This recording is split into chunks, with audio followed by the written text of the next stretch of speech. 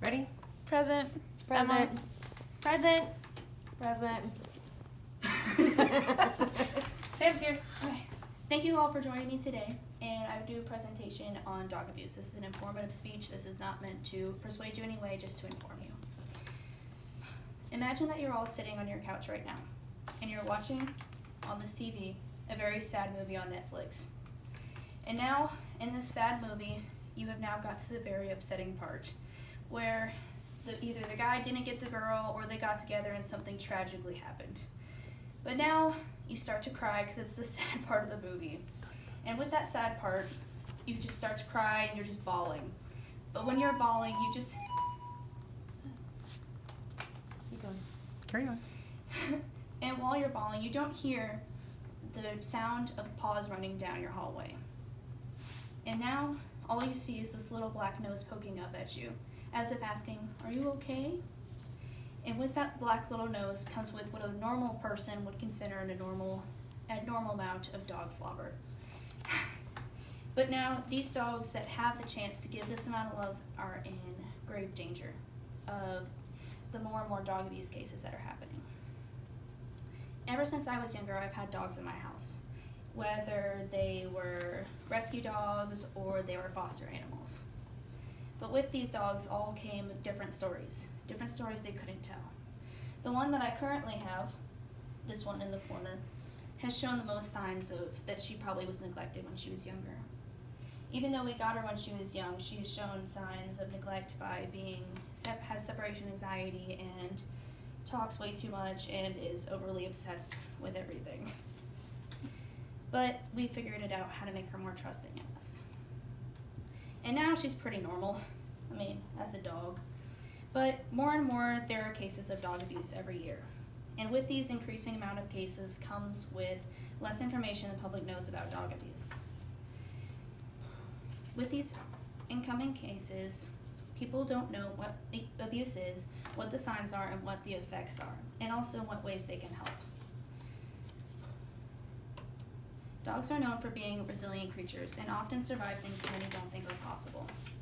The main type of abuses, as said here by an article by Cuteness, is physically punishing, which could be hitting or beating, physically restraining, verbally punishing, overpressuring, rejecting a dog's need for attention, social isolation, neglecting a dog or failing to provide proper care, and also terrorizing, which is deliberately inflicting pain. With those main types of abuse, there are signs that you can tell on a dog if they are suffering from these. There's poor body condition, which usually is matting and filthy coat, and also flea bitten and open wounds. Lack of food and water. It's obvious that the dog has malnutrition. It's very skinny. You can only mostly see the bones and muscles, and also has never been seen with water or food.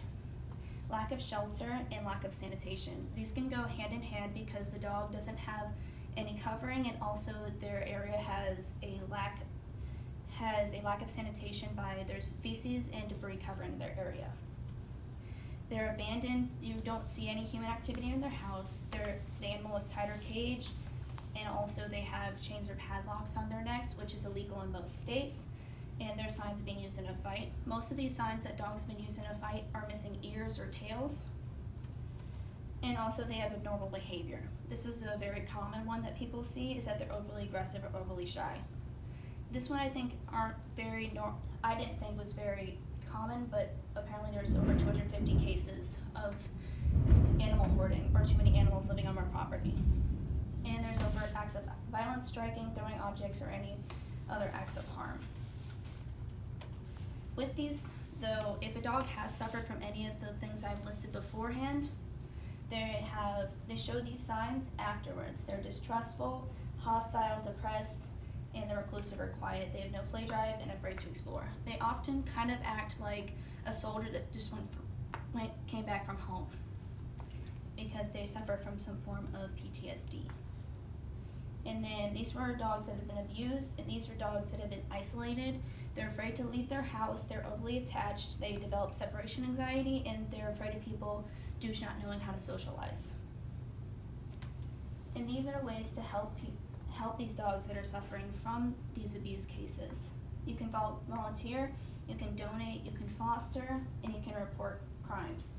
Now, this is a very limited amount of people, but there are some people that are qualified. I would say that if you are qualified, it's mostly if you have a lot of time in your hands.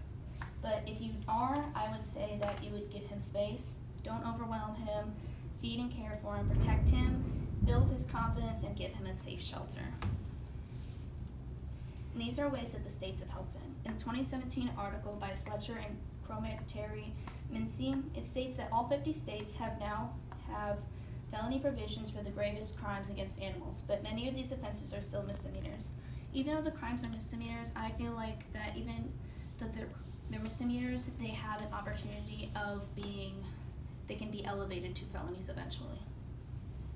Now, if you are thinking about reporting a dog abuse crime, I would say to follow these steps by documenting all signs that you've seen, research all local rescues and shelters that you see, and be prepared to testify. And if you don't feel like you need to testify, I would say that you just call 911.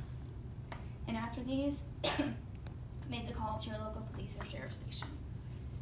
And the one last thing I would like to say is all dogs need an opportunity to become loved and have the opportunity to be the dog that I listed in the beginning, the one that can come and save you in the end. So I would say report any crimes that you see, and here are the sources I used, and thank you for joining me.